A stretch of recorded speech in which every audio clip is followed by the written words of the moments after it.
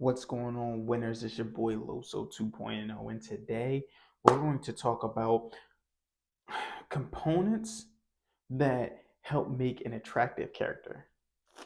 Now I'm just playing with you guys. But before we get started with that stuff, man, please subscribe.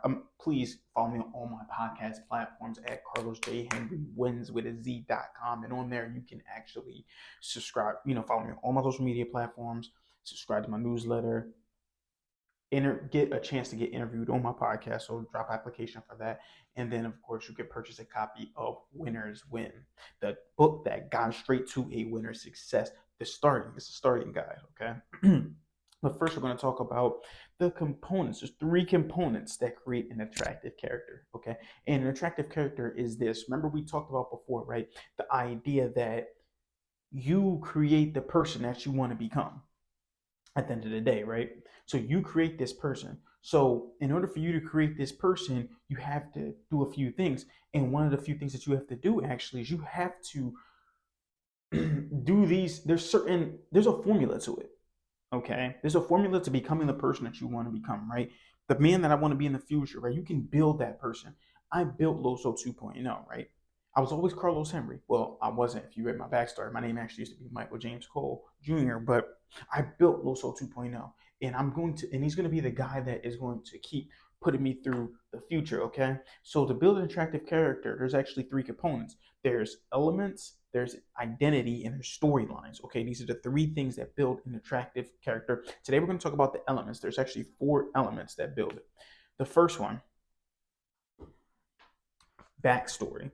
Okay.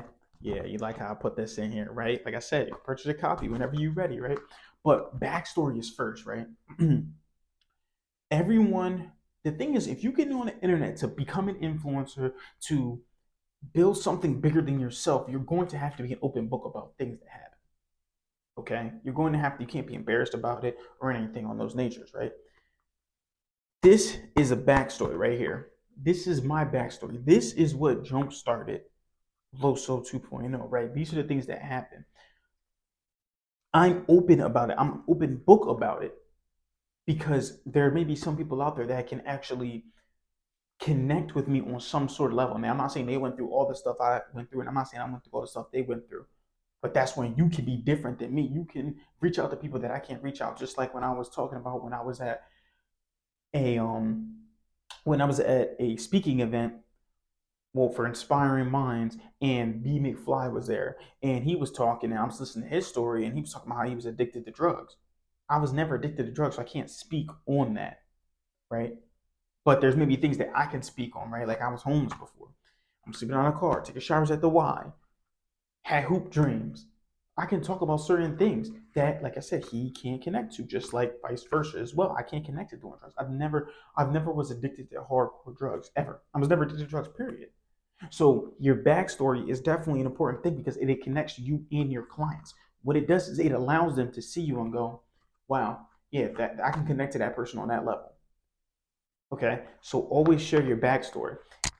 Okay, this is in tip two. I told you guys before. Get published. An author builds authority. And you don't even have to just publish books, publish courses, stuff like that. Some things that I talk about in my newsletter. So definitely go check out my newsletter, and you'll be able to see different things on there as well. So that's first. Secondly, is to speak in parables. Okay, we talked about this funny because actually me and my friend were actually on the phone the other day. Me, a couple of my friends, we were on the phone talking about this right here. The number one personal development, marketing, finance, workout, whatever book you want it to be, right? We were talking about the idea that in Christianity, a lot of times, they take things literal. They take the Bible completely literal. Now, I'm not here to bash Christianity or do anything of those sorts of nature, but we're here to take the Bible in parable. And me, I'm taking the Bible in parables and on a metaphysical level with, it meaning something deeper than the surface. There's interpretations, obviously, that are different. But the reason I do that is because in here, God even speaks, he says this out of his mouth that he speaks in parables so that not everyone can understand. Speak in storytelling. Continue to tell stories because it's going to help you connect with them on a deeper level. People buy with emotion back with logic. Before, when we were cavemen or whatever, we were sitting around and we were sitting around a fire with the stone and all stuff. We were telling stories before in order to connect with people. Continue to do that. Continue to be that caveman, right?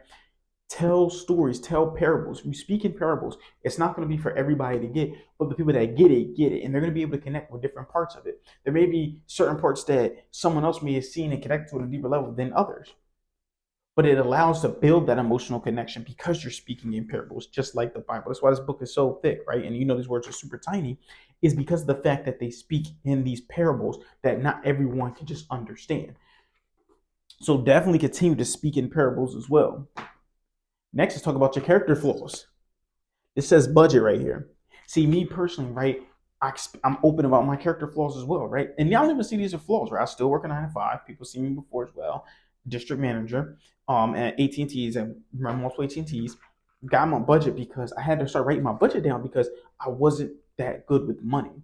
And now I'm starting to continue to build a budget for myself and actually become better with money. And when I was writing it down, this was helping me. So I'm not just only know your character flaws so that you can speak on them, but also too so that you can continue to build on them, right? If I know I'm not good with money or I wasn't good with money, then I'm great with money. I continue to build on it. Okay, this is what I'm gonna do. This is what I'm gonna do. This is what I'm gonna do. You have to continue to build on it. If you know your character flaws, then find different ways to build on those character flaws and make them better.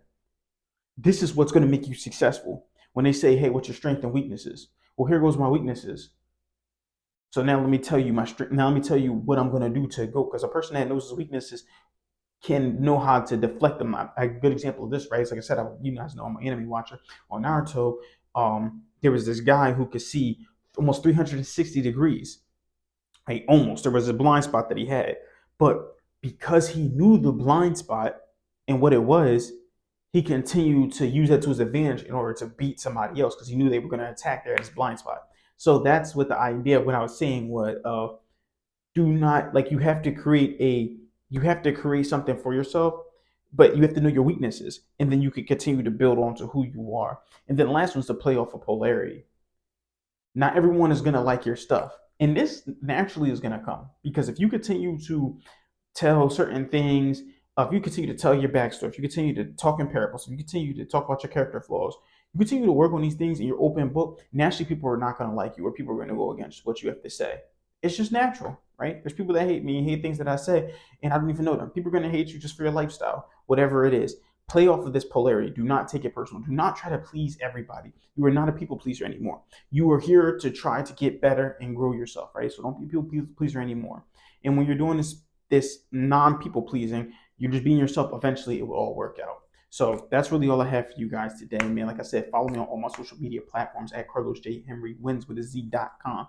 And when you're on this Carlos J. Henry wins with a Z.com, feel free to actually subscribe to my newsletter as well. You can purchase a copy of Winners Win, which is actually this right here that tells my backstory and gives that starting guide that you need. You can also put an application in to be interviewed on my podcast. So that's really all I have for you guys today.